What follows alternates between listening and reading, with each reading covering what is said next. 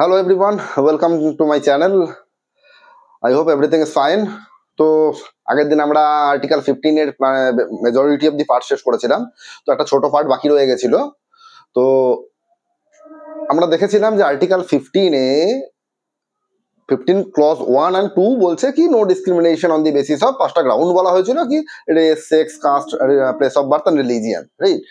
তো এবং article 15 subclause 3 বলেছিল যে স্টেট মহিলা এবং বাচ্চাদের জন্য স্পেশাল প্রভিশন বানাতে পারে। ওটাকে আমি ঠিক ডিসক্রিমিনেশনের চোখে দেখবো না, ওটাকে আমি দেখবো যে পজিটিভ ডিসক্রিমিনেশন হচ্ছে, রাইট? তো এর মধ্যে গল্প হয়েছে, একটা ঘটনা ঘটেছে, ঠিক আছে? এই এক মহিলা আছে চম্পাকম দোরাইরাজন।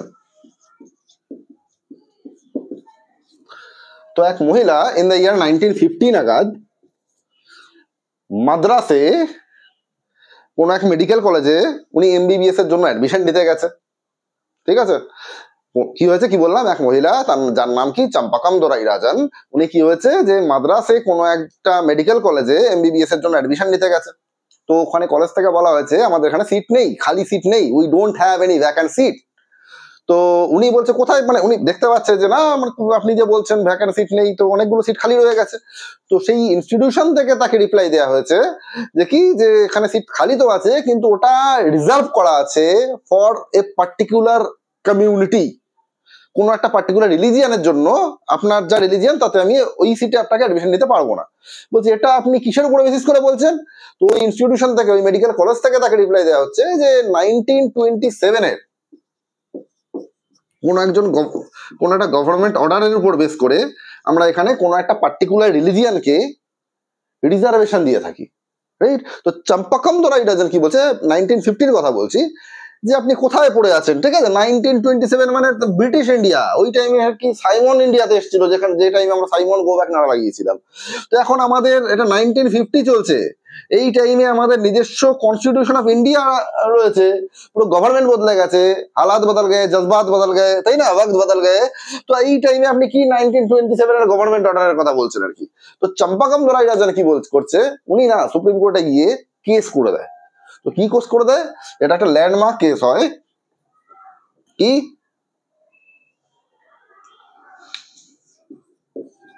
চম্পাকম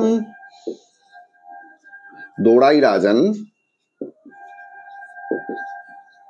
ভার্সেস ইউনিয়ন অফ ইন্ডিয়া। তো ওখানে গিয়ে চম্পাকম দোরাইরাজন কি বলছে যে my lord, as per article 15 এখানে ডিসক্রিমিনেশন করা অ্যালাউড নেই, রাইট? ওই টাইমে তখন রিজার্ভেশন ছিল না, তো কি ডিসক্রিমিনেশন তো অ্যালাউড নেই। তো আমি ওখানে যাচ্ছি কোন একটা রিলিজিয়ানের উপর বেস করে বলছে আমাকে ভর্তি হতে দিচ্ছে না, ইন আদার ওয়ার্ডস আমার সাথে না ডিসক্রিমিনেশন হচ্ছে, রাইট?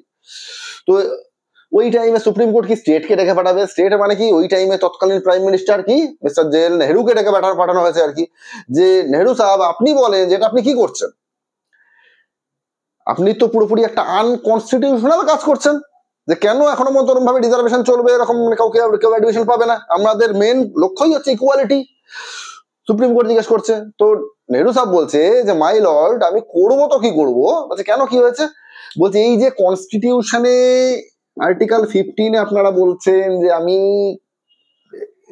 যে কনস্টিটিউশন আমাকে বলছে যে তুমি এই race, sex, caste, religion, place of বার্থের উপর ডিসক্রিমিনেশন করতে পারবে না, সেই কনস্টিটিউশনে আর্টিকেল 46 ডিপিএসপি তে, যেটা আমি আগের দিন বলেছিলাম, সেই কনস্টিটিউশনেরই আর্টিকেল 46 আমাকে বলছে you have to make special provision for the welfare of SC, ST and other weaker sections. তো হাউ ক্যান আই, যে আমি কোনো স্পেশাল প্রভিশন না বানিয়ে কারোর ওয়েলফেয়ার কি করে করব? SC, ST উইকার সেকশন যে আমাকে ওয়েলফেয়ার করতে বলা হয়েছে, তো আমাকে কোনো স্পেশাল প্রভিশন করেই করতে হবে, মানে ইন আদার ওয়ার্ডস আমাকে রিজার্ভেশন দিতে হবে, তবে তাদের ওয়েলফেয়ার হবে। আর স্পেশাল প্রভিশন বানালেই আপনারা বলবেন যে ডিসক্রিমিনেশন হচ্ছে, রাইট, বাকিদের সাথে। তো সেটা আমি কি করে করব? তো তখন সুপ্রিম কোর্টে একটা ল্যান্ডমার্ক জাজমেন্ট আসে, সুপ্রিম কোর্টের ল্যান্ডমার্ক জাজমেন্ট আসে যে কিনা, যদি দেখো পার্ট 3 তে কি আছে, সুপ্রিম কোর্ট কি বলছে যে দেখুন মিস্টার প্রাইম মিনিস্টার, আমাদের পার্ট 3 তে কি না ফান্ডামেন্টাল রাইট আছে, এবং fundamental right guaranteed by the constitution, DPSP not guaranteed by the constitution. ওটা শুধুমাত্র direction by the constitution of India to the state. তো কি যদি এখানে কি হচ্ছে, আর্টিকেল 15 আর আর্টিকেল 46 এর মধ্যে কনফ্লিক্ট হচ্ছে।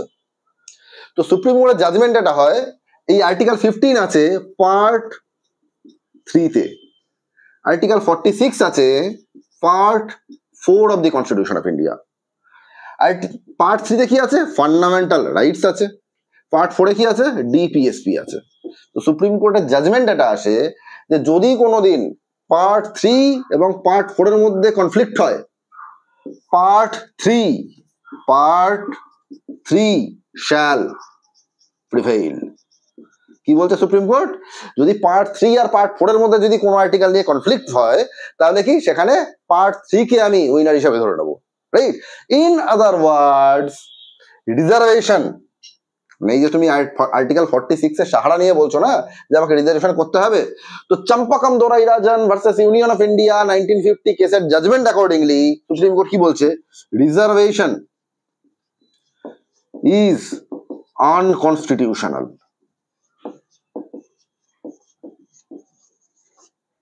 তো রিজার্ভেশন আমরা অ্যালাউ করবো না, তুমি রিজার্ভেশন দিতে পারো না। কেন কি, পার্ট 3 আর পার্ট 4 এর মধ্যে কনফ্লিক্ট হচ্ছে, আমি পার্ট 3 কে উইনার হিসেবে ধরে নেবো, পাওয়ারফুল হিসেবে ধরে নেবো।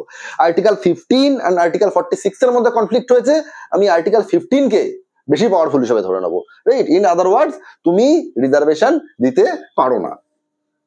তো এবার তোমাদের কোশ্চেন হবে, তাহলে আজকের দিনে তো রিজার্ভেশন রয়েছে, কিভাবে হয়েছে? তো ওই টাইমে পন্ডিত নেহেরু গিয়ে ডক্টর আম্বেদকরকে বলছে যে এটা কি লিখেছিস, রাইট। ওরা তো নিশ্চয়ই বন্ধুর মতোই ছিল, রাইট।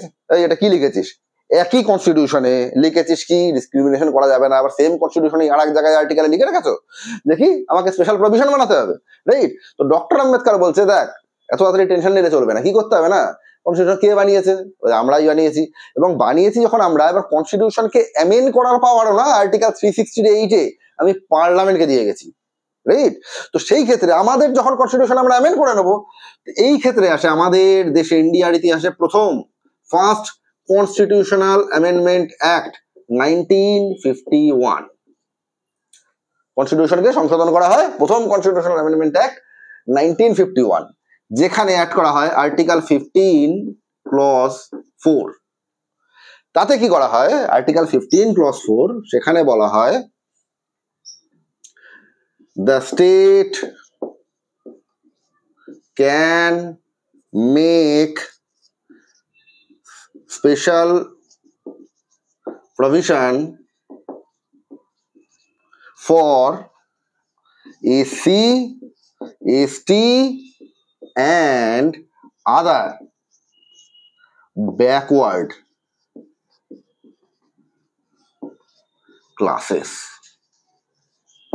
কি বলছে, ফর এসসি, এসটি এবং আদার ব্যাকওয়ার্ড ক্লাসেস।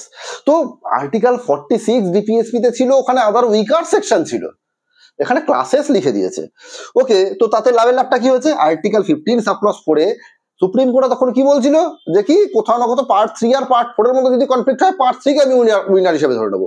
তো আমি পার্ট 3 তেই নাম এবার লিখে দিয়েছি, দেখি যদি কোনো কনফ্লিক্ট, মানে যে পার্ট 3 এর মধ্যেই রয়েছে দেখি যে আমরা এসসি এসটির জন্য স্পেশাল প্রভিশন বানাতে পারি। এবার তো আর পার্ট 3 আর পার্ট 4 এর মধ্যে কনফ্লিক্ট নেই, রাইট। তো তার মানে ইন আদার ওয়ার্ডস রিজার্ভেশন তো আমাকে দিতেই হবে। তো তার জন্য আমি কি করলাম, কনস্টিটিউশনকে অ্যামেন্ড করে এবার আর রিজার্ভেশন ব্যাপারটা আনকনস্টিটিউশনাল থাকলো না, রাইট। তো এটা ছিল আমাদের অল অ্যাবাউট আর্টিকেল 15, এবং পরের ভিডিওতে আমরা দেখবো যে এই যে রিজার্ভেশন ইস্যু কি, মানে এটা আর্টিকেল 16 থেকেই মেন আসছে, কারণ আর্টিকেল 16 কি হবে না যে ওখানে বলবে যে equal opportunity in public employment. তো সেই ক্ষেত্রে মানে ওই আমরা রিজার্ভেশন নিয়ে যত রকম ইস্যু হয় এবং যত রকম কোশ্চেন তোমাদের এক্সামে আসতে পারে এবং এসছে, সে প্রত্যেকটা ইস্যু পুরো ডিটেলে আমরা ডিসকাস করব। তো আজকে সব মানে আর্টিকেল 15 সম্পর্কে যত কিছু ছিল আজকে আমাদের এখানে শেষ হলো। পরের ভিডিওতে আমরা আসছি আর্টিকেল 16 এবং রিজার্ভেশন ইস্যু নিয়ে। ওকে, নমস্কার।